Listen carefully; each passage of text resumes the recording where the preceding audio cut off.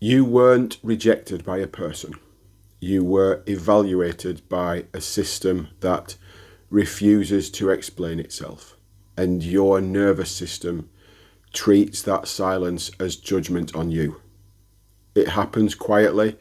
You post something you mean, something real, something that you didn't rush. You don't refresh straight away. You give it a little bit of time. You pretend that you're not waiting, and then you check.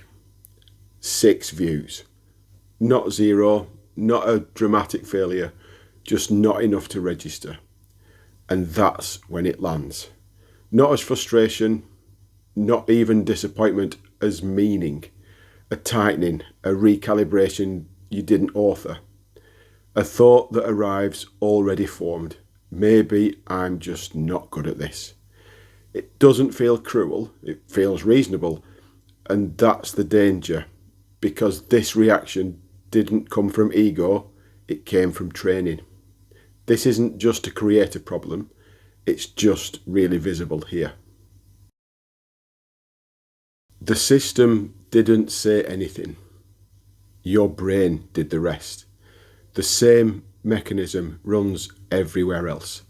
A grade with no comment, an email with no reply, a team message left unseen, a fitness ring that doesn't close.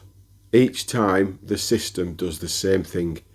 It outputs a result and withholds explanation, removes the human and waits.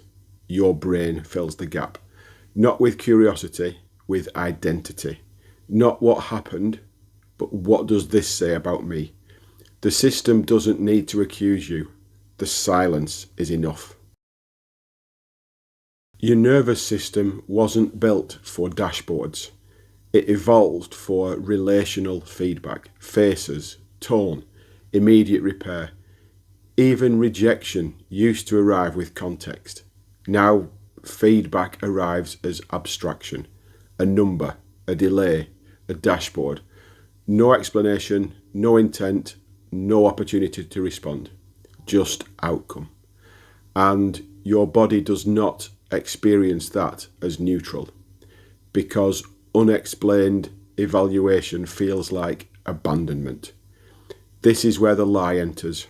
We're told these systems are objective, but psychologically they're invasive. An unexplained metric doesn't stay external. It becomes a mirror. And when humans face a mirror, we don't ask what system produced this. We ask, what does this say about me? So low numbers don't feel informational. They feel diagnostic. Not this didn't land, but I don't land. Evaluation escaped relationship and moved inside you. That interpretation feels personal, but it isn't. It's structural. These systems are designed to scale judgment, remove explanation, avoid responsibility, and still shape identity. Tuesday, 3:47 p.m, Tesco car park. You sit longer than you need to. Your phone stays silent, and the thought arrives without any drama. Other people seem to manage this. That sentence doesn't feel harsh, it feels true, because the system taught you to think this way. Not that YouTube hurts, not that your grades hurt, not that KPIs hurt, but that you've been trained to finish the system's sentences. It gives you a number. You supply the verdict. That's the betrayal. That feeling isn't failure, it's absence. Here's the reframe, and it matters. What you experience as failure is not failure. It's untranslated feedback. Your body isn't responding to judgment, it's responding to absence. An absence of explanation, absence of relationship, absence of meaning. The tightness in your chest when you see those 6 views, that's not shame confirming that you're inadequate. That's your nervous system saying something is missing here. The grade that drops with no comment. Your body knows evaluation without context is a kind of violence. That meeting that ends with "we'll be in touch" and never is. You're not paranoid for spiraling.